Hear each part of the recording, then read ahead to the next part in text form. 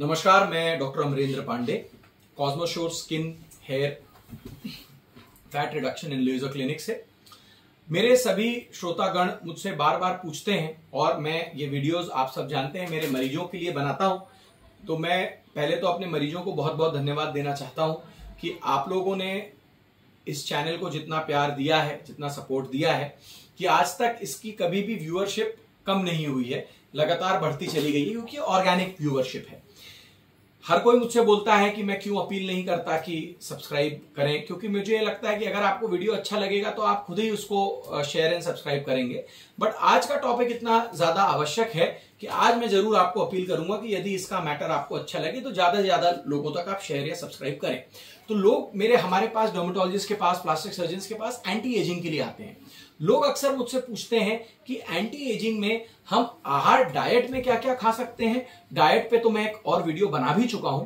दूसरा, वो हमसे लाइफस्टाइल के बारे में पूछते हैं। चलिए, डाइट में भी मैं आपको हल्का सा बता देता हूं कि हर खाने के पहले हरी सब्जी, हर खाने के बाद एक फल और एक बैलेंस डाइट आपको लेना चाहिए, जिसमें minerals, vitamin, carbohydrates, complex carbohydrates, fats भी हों और प्रोटीन बहुत जरूरी है। हम इंडियंस मुख्यतः वेजिटेरियन हैं, तो हमें प्रोटीन रिच डाइट, अगर आप हेयर फॉल से जूझ रहे हैं तो 60 से 80 ग्राम प्रोटीन एक दिन में आपके लिए खाना बहुत जरूरी है। एक फॉर्मूला जो मैंने वेजिटेरियंस के लिए बनाया है, 50 ग्राम सत्तू, 50 ग्राम चना, 50 ग्राम सोयाबीन, 50 ग्राम पनीर, इनमें से कोई भी 3 चीज ले लें आप, बाकी आपके डाइट के साथ, तो आपके लिए बहुत कारगर साबित होगा।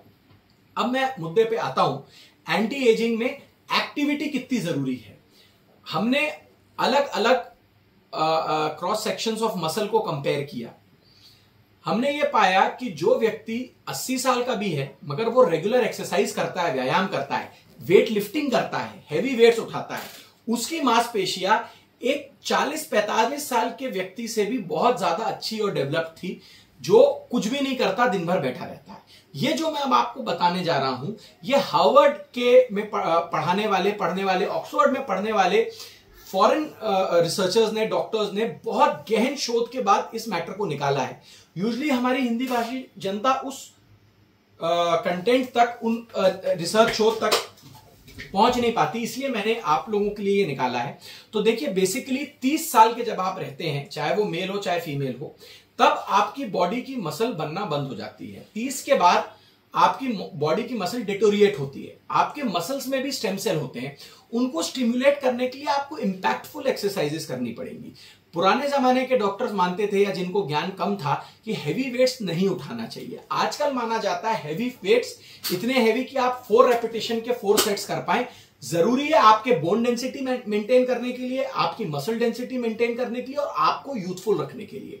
अगर आप रेगुलरली एक्सरसाइज करेंगे, वेट्स उठाएंगे, इंपैक्टफुल एक्सरसाइजेस करेंगे, रनिंग करेंगे, जिसमें आपके मांसपेशी पे, मसल पे प्रेशर आता है, बोन पे प्रेशर आता है, तो आपकी बोन डेंसिटी बढ़ेगी, तो आपकी मसल डेंसिटी बढ़ेगी।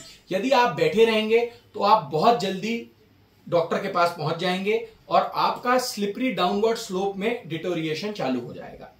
तो आपको बिल्कुल वेट्स उठाना चाहिए, जिम जाना चाहिए, अलग अलग टाइप की एक्सरसाइजेस करना चाहिए, एरोबिक एक्सरसाइजेस भी करिए। मैं ये नहीं बोल रहा हूं सिर्फ वेट्स उठाइए, बट आपको आपकी बॉडी में मसल लॉस करके, आपकी बॉडी में आपको मसल लॉस नहीं करना है, आपकी बॉडी में आपको फैट लॉस करके मसल गेन करना है।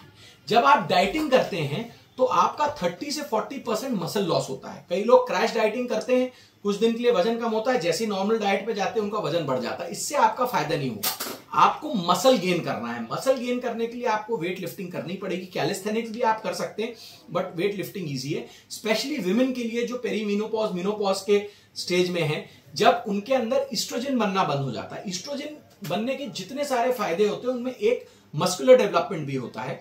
वो जब आपका कम होने लगता है तो या तो आप अपने एंडोक्रिनोलॉजिस्ट से, अगर आपको ज्यादा तकलीफें हो रही हैं, आर्थ्राल्जिया हो रहा है, जॉइंट पेन्स हो रहे हैं, तो आपको इस्ट्रोजन सप्लीमेंटेशन पे भी जाना पड़ेगा।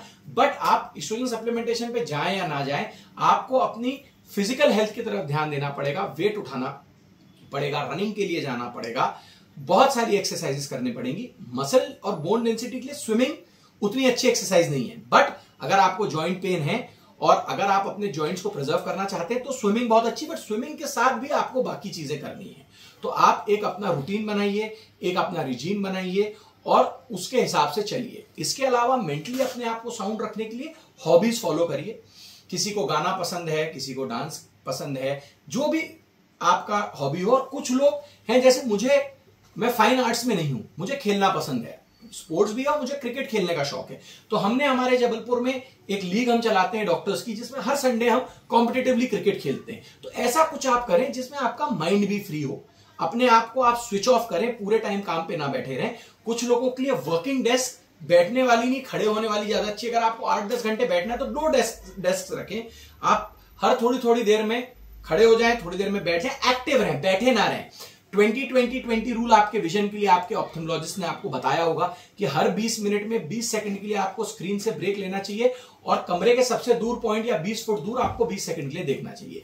एक मैंने बनाया है एक्टिव रहने के लिए 40-40-40 रूल, कि हर 40 मिनट में 40 सेकंड के लिए अपनी सीट से उठें और स्ट्रेचिंग करें अलग अलग टाइप की। इसके लिए आपको एक स्टॉप वॉच या मोबाइल रखना पड़ेगा। तो अपने आप को आप हॉबीज के जरिए भी बहुत अच्छे से फिट रख सकते हैं। किसी भी प्रकार का एडिक्शन ना करें। सिगरेट बहुत खराब है, अल्कोहल बहुत खराब है, पार्टिंग भी आपके लिए अच्छी नहीं है। कुछ लोग पहले मजाक करते थे, भैया सिगरेट नहीं पिए, दारू नहीं पिए तो जिंदा किस चीज के लिए रहें। वो लोग हैं जिन्होंने असली में जिंदगी जीना सीखा नहीं।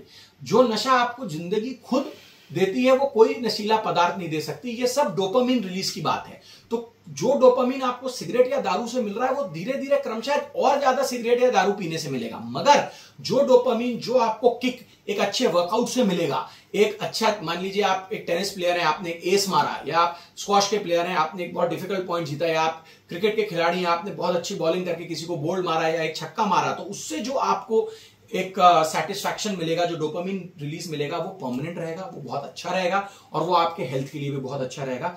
तो आप टेक होम मैसेज मेरा लास्ट ये है, अपने रूटीन में एक्सरसाइज लाएं। ये नहीं कि जब आप 40-45 के हो गए, आप मोटे हैं, आप अपनी जगह से उठ नहीं पा रहे, आपको उठते बैठते नहीं, कई लोग को अभी भी, जिसको हम पहले दंड बैठक बोलते थे, बैठक स्क्वाट करते नहीं बनता, तब आप कोशिश करोगे तो आपके लिए बहुत तकलीफदायक रहेगा। बट आप अगर 35-40 साल की उम्र से ही अपने रूटीन में एक्सरसाइजेस को ले आए तो आप बोलोगे ये मेरी लाइफस्टाइल है, मैं रोज इतनी ही एक्सरसाइज करता हूं और इतने ही फिट रहता हूं। आप वाइटैलिटी में 80 साल तक एब्सोल्युटली फिट रह सकते हैं, for mails and females both. 80 के बाद एज आपके ऊपर कैचअप करेगी। या अगर जेनेटिक्स आपके खराब भी है या आपने कुछ नशीले पदार्थों का सेवन भी किया है तो 75 साल के बाद ही होगा, 75 के पहले नहीं। मगर आप डाइट से आपको अलग करना पड़ेगा। शक्कर बहुत कठिन होता है छोड़ना, बट शक्कर छोड़ना आपके लिए अत्यंत आवश्यक है। शक्कर के बदले आप मॉन्क शुगर पे जा सकते हैं थोड़े दिन के लिए, या आर्टिफिशियल नेचुरल स्वीटनर्स पे जा सकते हैं, नेचुरल स्वीटनर्स पे, not artificial sweeteners, sorry, natural sweeteners पे। बट शक्कर आपको छोड़नी पड़ेगी। कई लोगों के लिए बहुत कठिन होता है शक्कर को छोड़ना, मगर अगर आप अपनी विल पावर तैयार करते हैं और आप शक्कर को छोड़ते हैं, क्योंकि शक्कर जो आपका नुकसान करता है, जो आपको बीमारियों में ढकेल सकता है, वो बहुत ज्यादा गंभीर है। कॉम्प्लेक्स कार्बोहाइड्रेट्स आप लीजिए, वो बिल्कुल अलाउड है, बट शक्कर को आप छोड़ने का बिल्कुल प्रयास करिए। और एंटी एजिंग प्रोसीजर्स के बारे में जो मुझसे पूछते हैं, मैं 40 साल का हूं, मैंने आज तक अपने ऊपर बोटॉक्स या फिलर यूज नहीं किया। मैं सारी वो लेजर्स और एनर्जी बेस्ड डिवाइसेस अपने ऊपर करता हूं जो मैं अपने मरीजों के ऊपर करता हूं। मेरे कुछ रिश्तेदारों पे मैंने थ्रेड्स यूज किए हैं, मैं अपने ऊपर भी आगे करूंगा जब मुझे जरूरत महसूस होगी, क्योंकि उनका मैकेनिज्म ऑफ एक्शन थ्रेड्स का बिल्कुल अलग है। बट मैं बोटॉक्स फिलर की किसी को सलाह नहीं देता। अगर कोई फिल्म इंडस्ट्री का है, या कोई एयर होस्टेस है, या कोई टीवी एंकर है जिनको जवान दिखना जरूरी आवश्यक है जॉब प्रोफाइल के, तब शायद, और वो भी बहुत जुडिशियस अमाउंट्स में, क्योंकि बोटॉक्स फिलर के असर 6 से 9 महीने चलते हैं, वो काफी महंगे होते हैं, हर बार उनकी मात्रा आपको बढ़ानी पड़ती है, और कोई अगर गलत व्यक्ति उसको लगा दे तो चेहरा प्लास्टिक ही ऐसा खिंचा हुआ बड़ा अजीब सा दिखता है, नेचुरल नहीं दिखता। अब फिलर्स का भी बायो फिलर्स आ गया है, पीआरपी आ गया है, और मेरे ओपिनियन में कई जगह इंटरनेशनल प्रेजेंटेशन भी कर चुका हूं। Botox fillers are on the way out. Energy based devices, lasers, biofillers, PRP threads, they will take over soon. ये मेरी ओपिनियन है, होगा कि नहीं होगा वो तो वक्त बताएगा, बट ये मेरा ओपिनियन है एंटी एजिंग के बारे में। आपने मेरे इस पूरे वीडियो को ध्यान से सुना। नमस्कार, धन्यवाद।